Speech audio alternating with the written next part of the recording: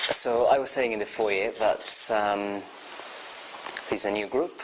It's a new group for people under 25. And I decided to start activities for under 25s because I am under 25, I'm 24, and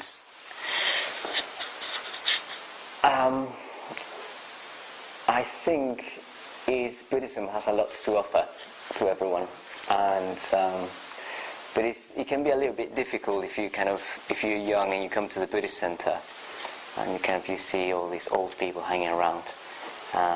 I didn't mind actually. I first went to the Buddhist Centre when I was 17, and I was looking for something. I didn't quite know what, but I was looking for meaning, I guess. I was sort of looking for a way of living that was a bit more fulfilling than what sort of the rest of society had to offer. It seemed like everything seemed a bit sort of shallow. All of the options that were kind of opened to me, kind of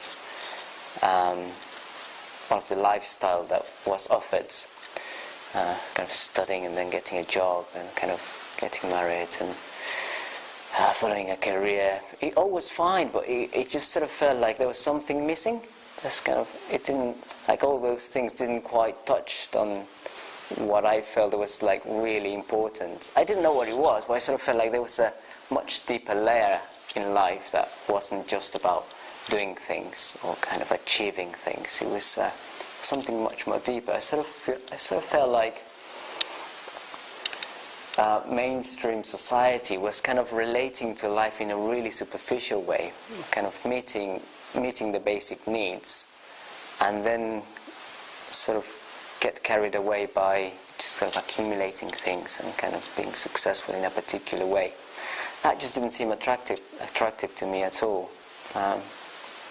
There was a point when I wanted to be famous. I wanted to be a kind of famous musician, then that kind of went away very quickly. And sort of realized that the most important thing in sort of life, there was a kind of intuition that the most important thing in life was to find a way the most effective way to help people, to kind of help each other and kind of help each other to grow and develop. Again, I didn't know what it meant. It was more of an intuition. There was a sense of there's something more to life, and we can help each other. But it seems like the way we relate to each other most of the time doesn't feel quite right. It feels a bit superficial. It doesn't go quite as deep. And every now and again, I will have really deep conversations with friends, and they will feel like, we touched on something, but then we wouldn't know where to go from there. How do we take this forward? So anyway, that's why I went to the Buddhist Centre. I used to listen to a lot of reggae music, and if you had any reggae music, you kind of every now and again you hear the word meditation, they'll say, or something like that. And I was sort of intrigued by that. So I didn't know what meditation was, but I remember feeling really attracted by that kind of. By the word itself, meditation and kind of contemplation and reflection. I didn't really. I used to go out into the park and kind of sit on a tree and just kind of look up, and that felt a bit like, I think this is contemplation. I think this is sort of meditation, and I remember having some sort of glimpses of a deeper way of being as a child actually. There was this particular tree that I really enjoyed climbing up and just lying on one of these big branches and just look up to the leaves and the sky and the sort of sun shining through the leaves. And every now and again, I think most of the time when I was on that tree, I used to be really contented. Like I didn't need anything else but just lie there. It was this sense of, there's nothing else to do. But just being here, there's sort of nothing to worry about, but just look at the sun. And there was a kind of experience of not being separated from the tree, or from the light, or from the leaves. So kind of people would kind of walk down, and there was this sense of being really kind of connected to all of my surroundings. And I think that sort of showed me a kind of a way of being that I didn't know how to. That was when I was about 6 or 7, and then I carried on going to school and sort of moved home, and I was really sad about moving home. And sort of life has started kind of. It was kind of more about doing well at school, or and then started to get interested in a relationship, and sort of a lot of other things started to take over kind of my mind. But there was always there in the background that sense of, there is something more to life than what I get presented. Kind of, so I went along to the Buddhist Centre, and I found a training. I sort of found a system of practice that would allow me to really develop that something that I felt it was within myself. So this talk is based on a talk given by my teacher 40 years ago. And so my teacher is Sangharakshita, that's his name, Sangharakshita. And he's an Englishman. He's 90 now, but when he was in his, I think when he was 18 or 17, he went to India. And he was with the army actually, but then at the end of the war he stayed in India, and he was interested in Buddhism. He knew he was a Buddhist from when he was 16, and just reading a kind of a scripture in a library in London, he read a kind of, I think he read what's called the Diamond Sutra. I can't remember what. It might be another one, but immediately he just sort of he understood. He kind of something in him really understood what Buddhism was about. Just kind of reading that Buddhist scripture, and he knew he was a Buddhist. So he was in India, and when he left the army, he just decided to give himself wholeheartedly to living a Buddhist life. And he spent 20 years in India. He became a monk. He became a Buddhist monk, and practiced with lots of very impressive and wise teachers from various schools. So in Buddhism you have lots of different schools and traditions. The Theravadas and the kind of the Zen Buddhism and Chan Buddhism and Tibetan Buddhism, Tantric Buddhism, all sorts of schools. So, but he was trained with different teachers from all these different schools. He was ordained. So originally he was ordained as what's called a Theravadan monk, which he later on he wasn't very happy with. So he felt like they were a bit too kind of into the rules rather than into the spirit of what Buddhism was really about. So he went to seek other teachers. Anyway, he practiced really hard over those 20 years, and then he came back to England in 1967, I think it was. And he realized that he needed to create a new Buddhist tradition, a new Buddhist movement. He sort of felt like Buddhism, there were kind of Buddhist societies at that time in England, but he felt that they were kind of a bit too, they didn't quite get what Buddhism was about. He said that it was very much about just kind of talking about Buddhism in an intellectual way, but they were not really practicing. And they were talking about Buddhism in a way that wasn't that relevant to modern life, kind of to the West. So having himself lots of experience of practicing Buddhism, he put a lot of thought into how to make. He knew the teachings of the Buddha really relevant, but the ways they were often presented, they were not kind of clear, or they were not quite suited to for people to practice them really in the West. So he put a lot of thought into developing, or rather, out of all of his training with all of these teachers, and his knowledge of all the schools of Buddhism, he drew together what he thought were the essentials and what all schools of Buddhism had in common, and sort of put them together and decided that was going to be the kind of the core of this new movement. Then it was called the Friends of the Western Buddhist Order, now called Triratna, because his original idea was that it would be Buddhism. It would be about bringing Buddhism into the West and really making it accessible for people. But then it grew, and then so I'm from Mexico, and that's where I got involved. And sort of Mexico is not quite the West. So and then this Buddhist tradition became really big in India as well, the United States, and sort of it started to expand in various countries. So recently he decided to call it Triratna, which means 3 jewels. And the 3 jewels are kind of the ideal of enlightenment, the Buddha, the teachings that leads towards enlightenment, and the Sangha is a kind of community of practitioners that kind of help each other to develop and to move towards enlightenment.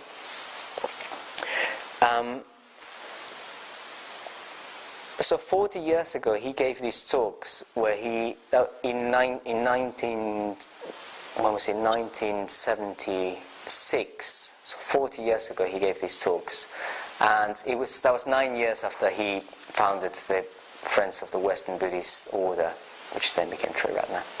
And by then he was kind of in founding this new movement. He had a vision, but he didn't quite know what was going to turn out to be. So by then, 9 years in, he realized that Buddhism, it became clear to him that Buddhism had 4 things to offer to the world, and the Triratna Buddhist community had sort of 4 things to offer to the world. And so he gave a series of talks, of 4 talks, and I'm going to give a series of 4 talks. So tonight is the first one. And the first thing that he realized Buddhism has to offer to the world is a method of spiritual development, a method of personal development, he called it. And he talked about what he used to call the lower and the higher evolution. And he sort of he talked about how we all want to grow, basically, and how the law of life is to grow and wants to develop. So looking at the evolution of the species, we sort of see that over millions or billions of years, kind of species have sort of evolved in extraordinary ways, and how the universe has sort of evolved over countless years. And I just find it really fascinating to think how the universe kind of evolved in such a way that slowly conditions started to come together for life to emerge for planets to emerge, and for kind of the Earth to emerge, and then for life to emerge, and then for us to kind of come into being. I just find it really fascinating. It's like all these conditions coming together over so many years, and such kind of struggle, and such kind of I don't know. I just find it really amazing that here we are, self-aware, kind of, we are kind of alive, and we have bodies, and we are aware that we have bodies, and we are whether we are aware, and it's just like amazing. It really kind of truly, I don't know, I find it really mind-blowing. And just to think that sort of the evolutionary process came to kind of human beings, and then all of the wonderful species around the world as well, but it's like human beings, it's just really amazing. And Sangharakshita said that evolution doesn't finish with human beings. We sort of tend to think that we are the kind of the ends of the evolutionary process, and we are the best. But Sangharakshita says actually evolution will carry on and can carry on, but from the time we are self-aware, we are not going to be carried kind of forward by a general sort of evolution is more up to each one of us. It's more of it needs to be a conscious evolution and an individual evolution. It can't be otherwise. From the time we become self-aware, growth can only be a conscious growth, and we all need to kind of make the decision to grow. And even as a kid, I think that's what it was. I was feeling this kind of urge to grow. I was feeling this life in me that just wanted to break through. I didn't know what it looked like, but I just felt that there was an incredible potential within myself, and I didn't know how to go about to kind of develop it. There was something wanting to break through. And I think it was that law of life that sort of wants to expand, wants to develop. And the Buddha, more than 2,500 years ago, he kind of actualized that potential. He managed to really listen to himself and understand life in a way that opens up his experience, I don't know, in a way that is really kind of somewhat undescribable. He achieved that potential. And once he achieved that potential, he managed to articulate it into words so other people could learn from that and achieve their own potential as well, become Buddhists. So from a Buddhist point of view, human development is a development of the mind, sort of a development of our consciousness. And once we develop this consciousness, we use this metaphor of becoming more awake. So that's what Buddha means. Buddha just means awake, the awakened one. And so the Buddha formulated his teachings and his experience, and he helped lots of people to become awake themselves.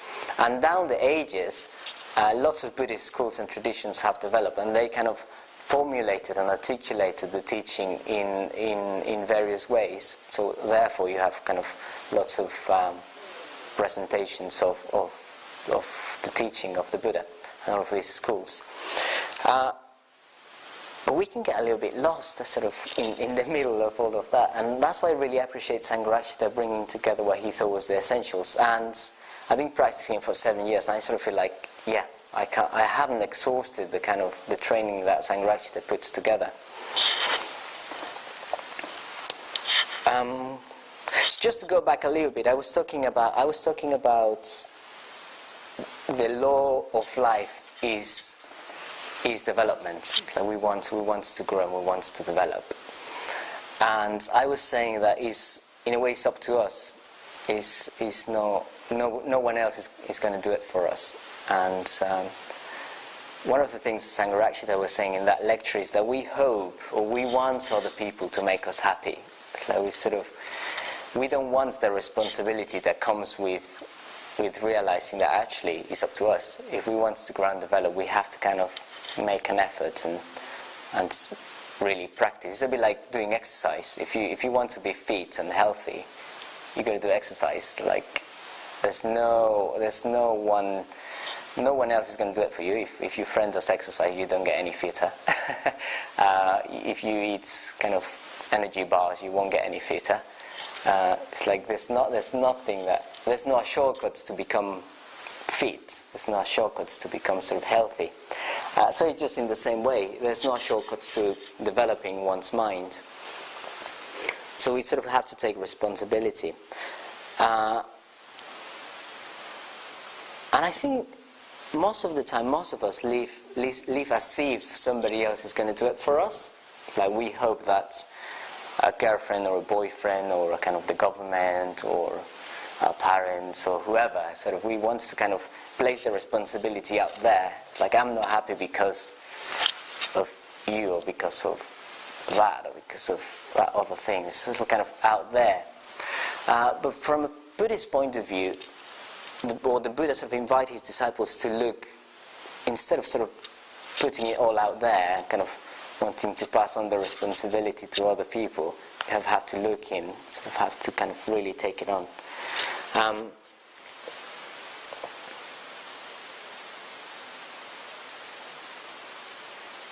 Yeah, again and again the Buddha said that, like, well, yeah, happiness doesn't lie outside. It's not about accumulating things. It's not about kind of fame. It's not about all of the kind of superficial things that we can get into and we dwell most of the time and get preoccupied by. It's much more deeper than that, and it sort of lies within. So the training that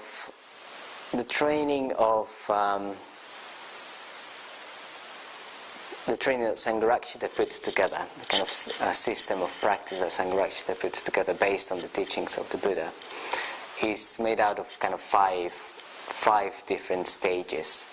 And I think I'm going to talk about two of them and just kind of mention the other ones. First of all, if we want to evolve, if human development is about development of consciousness, then we need to get to know our minds. We need to start getting familiar with our tendencies and habits and how our minds really influence everything else. Like everything comes from like you experience everything through the medium of your mind, basically.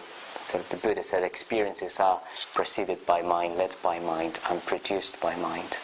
So if we want to develop, we need to start getting to know our minds. And the methods to getting to know our minds and developing our minds is meditation. Meditation is a really good method that allows us to see ourselves more clearly. Yeah, from the time you sit still and quiet and you close your eyes, you have nothing else but yourself. And that at that moment, when you're not actively seeking out things out there, you start noticing the tendencies of your mind. So you start noticing that kind of tendency to wanting to go out there, wanting to kind of find happiness out there, wanting to find, or blaming, or kind of, you sort of start noticing the tendencies of your mind. One of the things you notice is that your mind is really crazy, sort of going all over the place.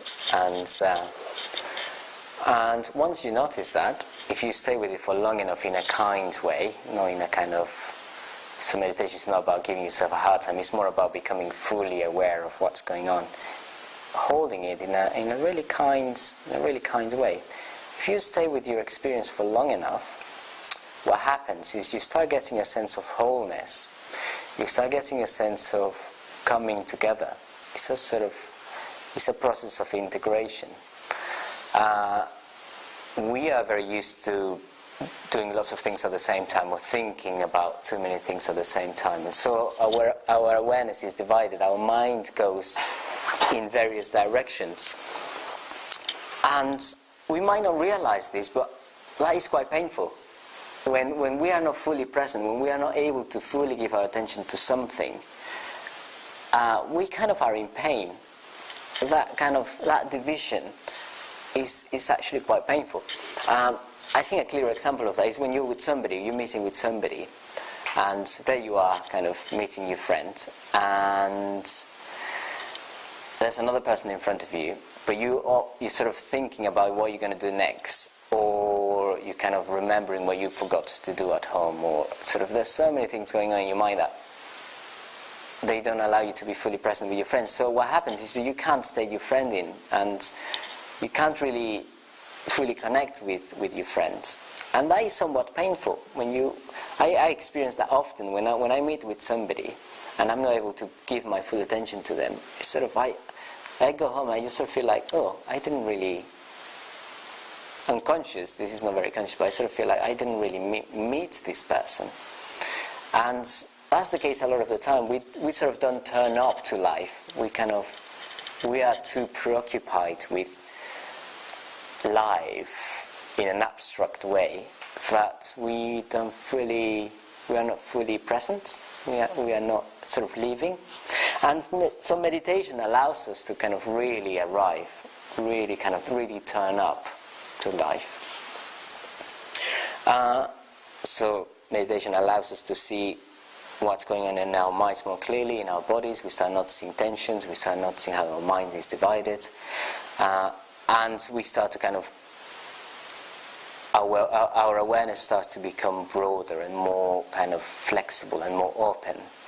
And when that happens, we start to kind of see more clearly. We have a much bigger perspective.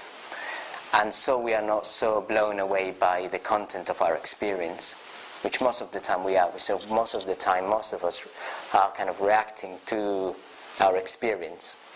But this wider perspective allows us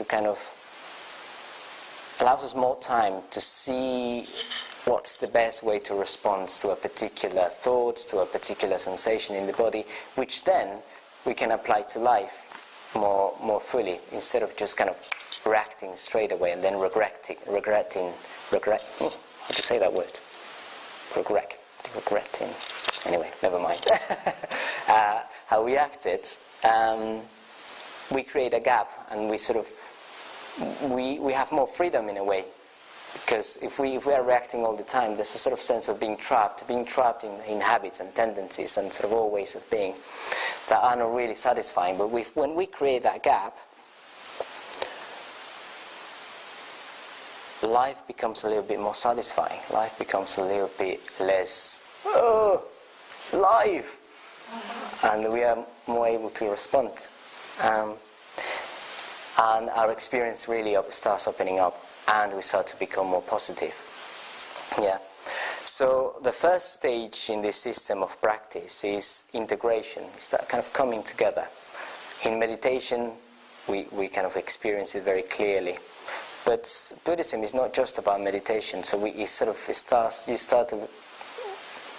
making links outside meditation as well. So it's about your whole life starts to become a little bit more integrated. You start getting a sense of direction. I really like this image of the Buddha used that of tiny rivers running in different directions and just being really noisy, but not having any power. But mighty rivers run deep and are silent. And I just really like that image of that kind of a mighty river that is just really deep. And it doesn't need to be noisy. It can just confidently just runs, and he knows where it's going. It's going towards the sea, and it's going to become something much bigger than the river. So that is the process of integration, to become much more kind of wider, if you like, and integrate all those noisy little rivers and of our minds, and our energies start to become more kind of together. And it's very powerful. When you're in the presence of somebody who's fully present, it's quite really intimidating. I went to see my teacher Sangharakshita, and I just kind of, whoa, I don't know what to do with this, attention. He was just so present. And I've never been with somebody who is so present. I didn't know what to do with it. I sort of relaxed into it after a while, but it was just really quite strong, but really quite refreshing, because I felt like I didn't have to put any mask or any barriers. I went to meet him, and his presence sort of allowed me to kind of see how I was kind of trying to put on a mask, trying to sort of be impressive, or trying to kind of tell him about all these amazing things that I'm doing, and sort of, but nothing seemed to sort of, he wasn't that kind of bothered by things. He was just like, it's almost like he could see through what I was trying to do, and he wouldn't take it.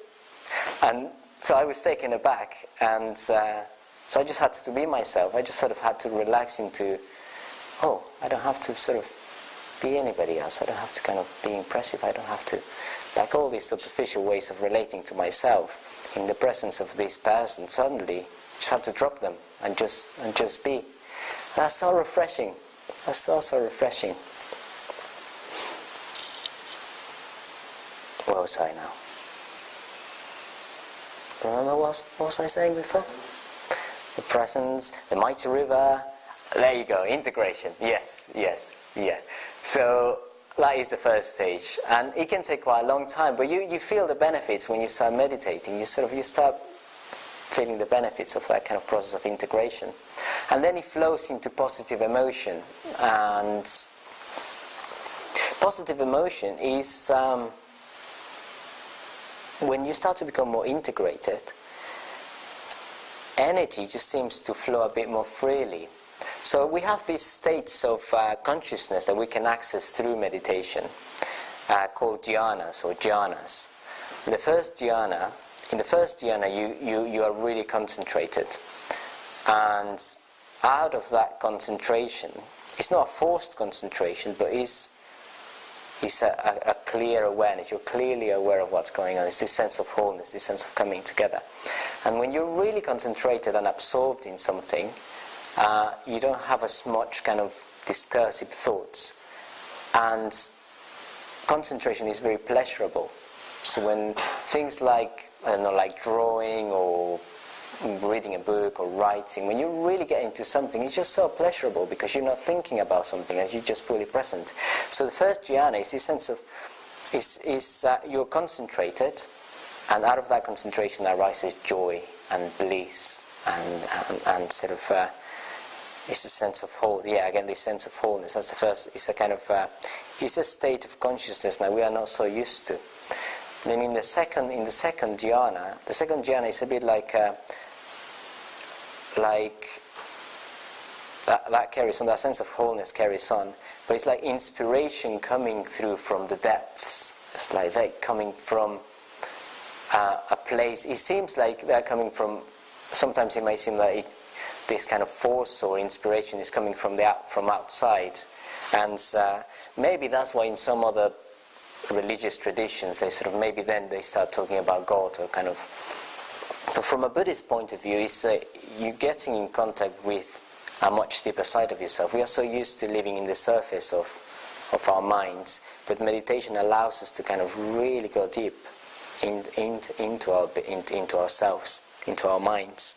And so the second jhana is the image of a lake that has got a subterranean spring is used often, and it's that kind of freshness. It's a sense of when you are in the second jhana, it's just this sense of freshness. It's like, yeah, it's not, and it's not coming from anywhere else but your mind. It's this sort of constant fresh water flowing through, and this energy flowing through, and you kind of get in contact with a much more positive and robust emotional state. It's much easier to kind of to get in contact with a more mature aspect of ourselves. Yeah, our emotions are much more open. So that's the second jhana, kind of that freshness, that flowing of energy, and it's really pleasurable. It's immensely pleasurable. In the third jhana or jhana is more of the image of a lotus that is completely is surrounded by water. Is used. You are completely permeated by the water. Sangharakshita uses the image of a balloon. So a balloon that is kind of floating up in the air, and is completely surrounded by air, and it's got air within as well. So it's like if in the second jhana you might have a little bit of division between kind of experiencing a more superficial state of mind, and sort of there's this bubbling up of energy. In the third dhyana, this inspiration takes over, and this merging of the more superficial with the depths, and it's more like you're really immersed. So if in the second jhana you were kind of swimming in the surface of this lake and feeling this freshness, in the third jhana you really immerse yourself into the lake. And in the third dhyana there are no thoughts, there are no discursive thoughts, and that is really refreshing as well, because we are so used to thinking, and we are so used to thinking that we assume that if we don't think there's something wrong. But so there's no discursive thoughts. It's so tiring actually when you enter into deeper states of consciousness. Thought seems a bit kind of like really unnecessary, it's almost like a secondary. It's almost like when you're watching a film, for example, and you have the subtitles. It's like it's a film that is in English, and you have subtitles that are in English as well. So you know how that is really annoying. When you get into deeper states of consciousness, thought is a bit like the kind of thing, the letters at the bottom, and they are not there. They are not there anymore. So you're fully immersed in the experience. You're really able to enjoy the sound of the beautiful English words, or you're able to really enjoy your experience, that sort of beautiful experience. By that time, so there's no discursive thought, but there is bliss, and then if you go deeper,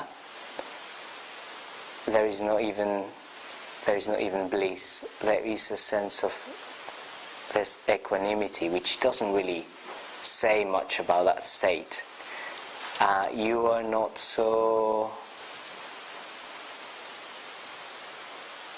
affected by the world. It's like there's a sense of radiation. Yeah, it's a sort of sense of almost like being light. There's a kind of, you can feel a certain kind of aura around your experience, and it's very integrated, it's very positive, very, very powerful. And when you're able to stay in contact with that, when you're able to kind of tap into that at least, you start to realize that, you start to see more fully the conventions in the world, and you're not so affected by them. There's these things called the worldly winds of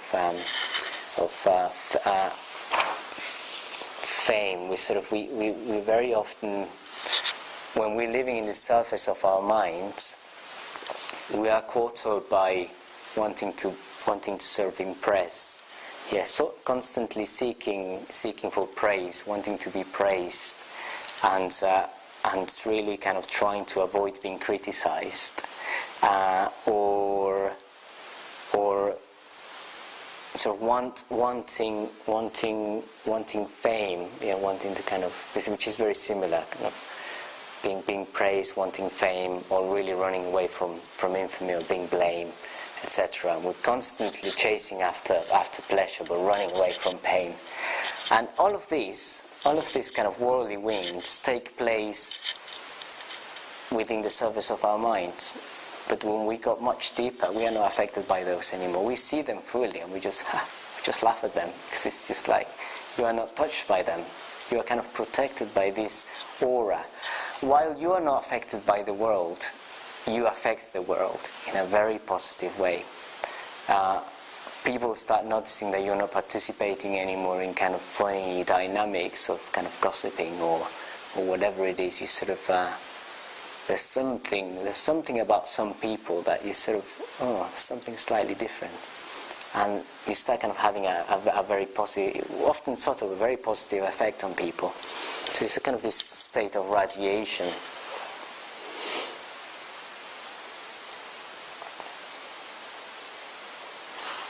So these are the states of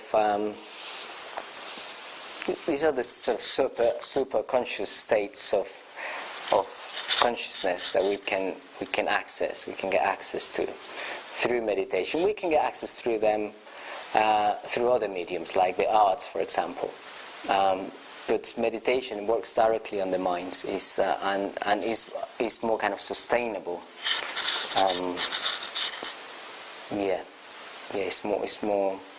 You're able to see more fully the patterns. It's not just about big experience. It's actually more.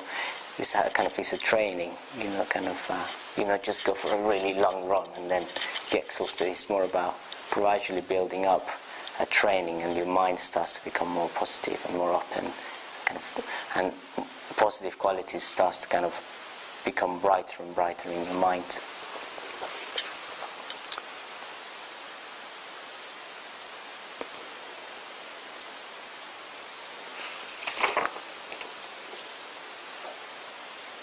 So meditation is a really good method, a very effective method to start to develop our minds. That is, I've been practicing for a while. That is, I'm still discovering lots and lots of things about my mind, and definitely sort of feel like there's that sense of becoming more of a river rather than a kind of spring. But meditation is not enough. Meditation is definitely not enough. If we really want to develop, if we really want to actualize our potential, these wonderful states, these jhanas, these wonderful states of consciousness are amazing, and they are some of the most pleasurable things that you'd ever experience, but they are not enough. They show you a different way of being, but they are not enough. Buddhism has a whole training. Meditation is only one thing out of a very sort of intense training. Intense as in it demands, it's about the whole of your life rather than just having a nice time while you're meditating. It's about transforming how these meditative states allow you to see that you can transform the way you behave, and you start seeing how you behave has an impact on your mind, and sort of you start to be able to see more fully that how you are responsible for your own kind of development. And so the training of, for example, ethics and behavior, the kind of I won't go into this, but that is one something that naturally grows out of when you start to become more fully aware. You start to recognize that it doesn't make sense, for example, to act out of hatred, because that is divisive. That sort of contracts your experience instead of opening it up. We need to reflect constantly on the nature of reality. That's another thing. If we really want to develop, meditation is very good, and once we become integrated and positive, we can start bringing in the truths of life, the fact that everything is changing, everything sort of is impermanent, and at some point we're going to die, and that everyone else is going to die, and the fact that there is no fixed self, there is nothing that is fixed within your experience, within yourself. There is nothing fixed, and there's nothing fixed about other people, and that is really liberating. That is sort of it means that there is a huge potential, because nothing is fixed, everything is constantly changing. Reflecting as well on the fact that nothing external really is going to give you fulfillment. It's not about out there. It's not about your body even. So you can take these reflections from the wrong angle, and then they can be very dangerous, and that's why it's kind of constantly you need to keep coming back to integration and positive emotion. If you really develop a kind of a mature emotional body, as it were, you'll be able to see reality much more fully without just being blown away by it and then being traumatized. You often get this with drugs. Like when people take drugs, like boom, they see something, but then what? Then what do you do with it? What do you do with it? It's just like Buddhism has a kind of a definite training that is sort of, it shows you the way. It sort of shows you how to go about it. Kind of, you get experiences that blow your mind off, but then you have friendship, for example. That's why community is very important. In Buddhism, you have kind of friends that support you along the path, and sort of you can share your experience, and they can guide you, and so all of that is kind of it's a whole system that is complete. It's very very sustainable. And there comes a point when we are integrated and positive that we just have to let go. We have to let go of everything we think we know, everything we think we are, to allow something else to come through. Something that is very mysterious, and that is not us, but is not us. Is something that It's not even a thing. It's I can't say what it is. It's your full potential unfolding, and we can't really say what it is. That's why we must let go of everything we think we know to really be able to let it come into being. So we talk about spiritual death. So sort of, we must let go. We must constantly let go. And it really feels like dying. It really sort of feels like there's nothing, like when you come in contact with reality, there is nothing you can hold on to. There is no ground. There is no sky even. There is nothing you can hold on. And that is really threatening, but really liberating as well. It's just that kind of contradiction. And we don't know what it is. We don't know what it is. We must keep letting go.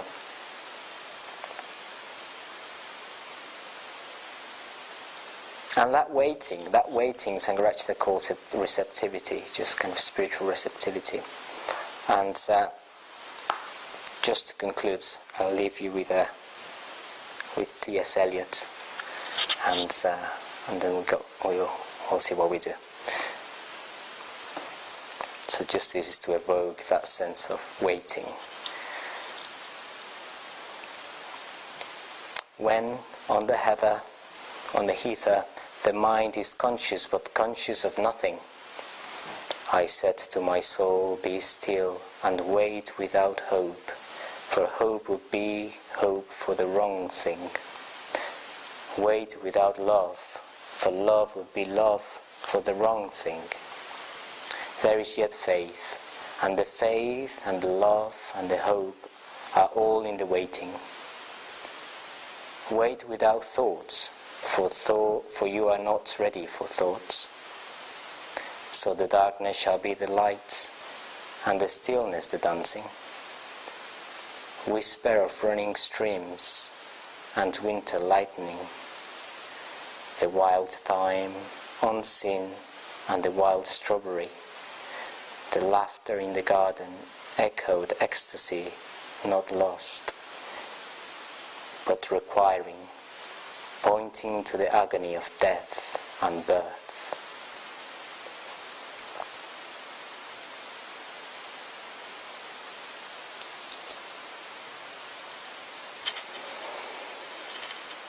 So there is spiritual rebirth, and we shall be looking at that next month. Spiritual rebirth sort of represents that unfolding of our fullest potential, and it's sort of I won't say more about that. I could sort of it's often represented by images of the Buddha, the sort of qualities of the mind that unfolds. A spiritual rebirth, there's a kind of free-flowing energy and creativity. And compassionate action is the natural kind of thing to do. Is